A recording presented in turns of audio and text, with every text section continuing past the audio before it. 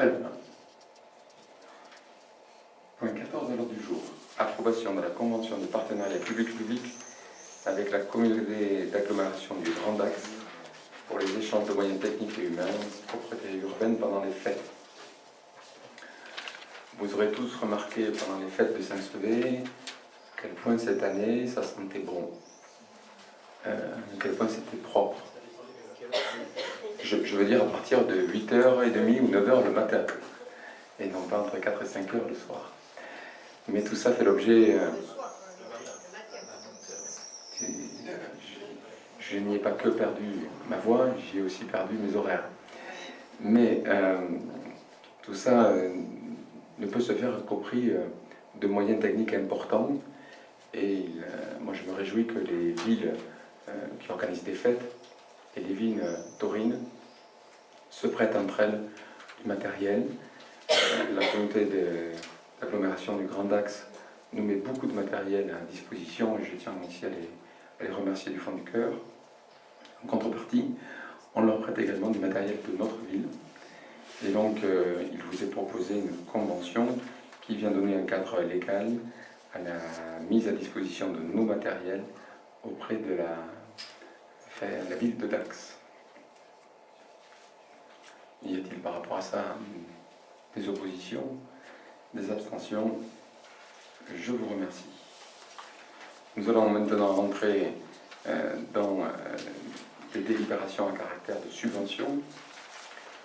Vous m'aviez transmis le pouvoir de faire les dépôts de subvention de façon à ce qu'on n'ait pas à chaque conseil à passer ces délibérations, ce qui peut dans certains cas nous faire perdre du temps et retarder le démarrage de certains travaux. Il se trouve que le conseil départemental souhaite qu'il y ait une délibération à chaque fois. Donc, nous venons maintenant passer les délibérations relatives aux subventions que nous demandons au conseil départemental. La première d'entre elles, au point 15, c'est la demande de subvention pour les écoles municipales. C'est en particulier, bien entendu, le complément de travaux à Pérali, puisque nous avions fait un dépôt de dossier sur les travaux de 2015 qui concernaient de mémoire les aspects extérieurs de la cantine. Et nous avons, sur cet exercice, poursuivi par la rénovation intérieure de beaucoup de bâtiments et la création d'une cantine aux normes que nous inaugurerons début septembre. Y a-t-il par rapport à cette demande-là des remarques? S'il n'y a pas de remarques, nous allons passer au vote. Y a-t-il des gens qui sont contre? Des gens qui s'abstiennent? Je vous remercie de cette unanimité. Deuxième point, toujours dans le même ordre, c'est la demande de subvention par rapport aux installations sportives. Je ne reviendrai pas sur les différentes installations sportives qui font l'objet de ces travaux cette année, puisqu'on en a débattu plusieurs fois dans les conseils municipaux.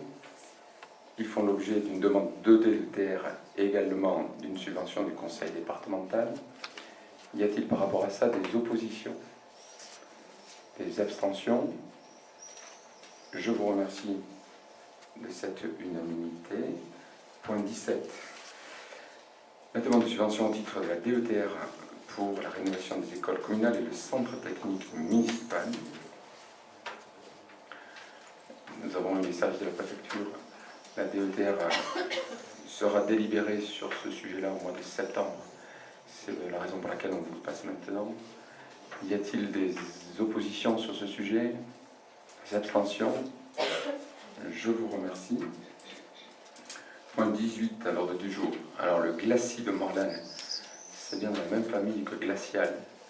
Donc c'est avec un CIS, page 47. C'est une demande de DETR qui sûrement rentrera dans l'enveloppe de DETR de 2017. Mais nous vous la soumettons au vote là, de façon à voir s'il y a un reliquat de budget pour l'intégrer dans la DETR. C'est la dotation d'équipement des territoires ruraux. C'est la principale subvention de l'État pour accompagner les projets des collectivités locales. Je vous rappelle que